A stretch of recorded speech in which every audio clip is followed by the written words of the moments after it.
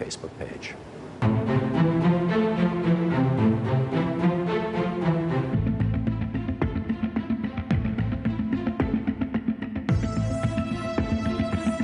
Now that John Kasich and Ted Cruz have dropped out, it's pretty much official. Donald Trump is the 2016 Republican nominee for president.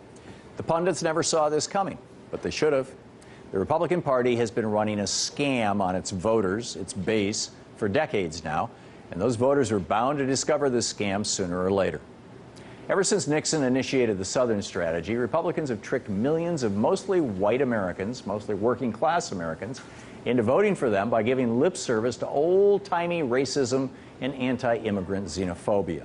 The purpose of all this pandering, of course, is to rally the masses around the real goal of the Republican elites, which is to push through economic policies that help out the billionaires and corporations who fund the Republican Party.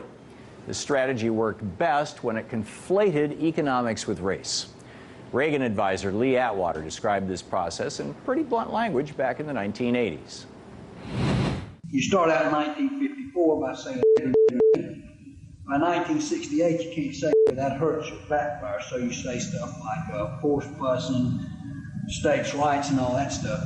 And you're getting so abstract now, you're talking about cutting taxes and all of these things you're talking about are totally economic things, and the byproduct of them is blacks get hurt worse than whites. We want to cut this, and we want is much more abstract than even the busing thing. And a hell of a lot more abstract. That kind of talk that essentially converts the language of racism into the language of economics is powerful stuff. And it's been important, perhaps the most important piece of the scam that Republicans have been running on their base for decades. But it was always a risky way of rallying people around the Republican brand because it depended on the Republican base continuing to believe that their economic interests are aligned with those of the Republican billionaire donor class. But at some point, the Republican base was going to realize that the Republican elites really actually don't give a damn about them. At some point, the scared and bigoted white people who vote Republican were going to realize that the people they were voting into office only cared about the billionaires and big corporations who wrote their campaign checks. At some point, the mask was going to fall off and the base was going to revolt against the elites. Well, some point is now.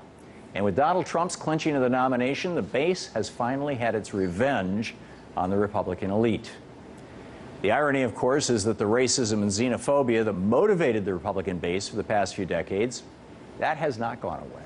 If anything, Trump has made it more explicit. But one thing that Donald Trump hasn't done is bow down before the altar of small government. In many ways, he's completely rejected orthodox Republican economic thinking on key issues.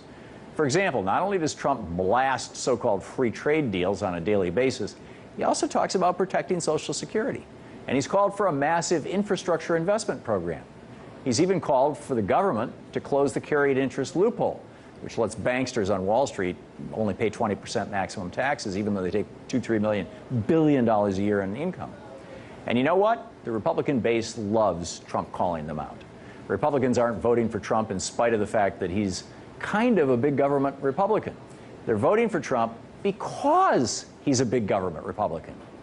They finally realized the scam that party elites have been running on them for the past few decades. And just like Trump, they're rejecting small government republicanism once and for all. There's an opening here for Democrats if they care to take it. By cleaving the Republican base away from the small government crowd ever so slightly, Trump is making it okay to talk about big government again. And if Democrats were smart, they'd use this to their advantage. They'd go to Donald Trump voters, show why Trump's ideas are wrong, and demonstrate why their vision of government works better. If the polls are any indication, the American people are ready and waiting. For example, a recent Progressive Change Institute study of likely 2016 voters shows that Americans overwhelmingly support big government solutions for things like education, health care, and the economy. 75% of Americans polled support fair trade that protects workers, the environment, and jobs, not these phony free trade deals. 71% support giving all students access to debt-free college education. 71% of Americans, Republicans and Democrats, support a massive infrastructure spending program aimed at rebuilding our broken roads and bridges. while putting people back to work. 70% support expanding Social Security. 59% support raising taxes on the wealthy so that millionaires pay the same 74% rate in taxes as they did in 1980. 58% support breaking up the big banks. 55% support a financial transaction or Robin Hood tax on Wall Street traders. 51% support single-payer health care. And the numbers have probably gone up quite a bit since a year ago when that survey was done. And on and on and on. Americans, it turns out, really, really like big government when it works for them.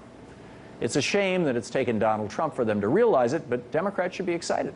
They now have an opportunity to build a broad, progressive coalition, one that might even include a lot of Republicans, and could last for decades to come, one that believes, like FDR did, the government has the power to do good.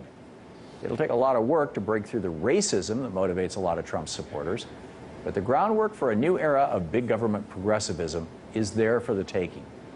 Let's hope the Democrats don't let this moment go to waste.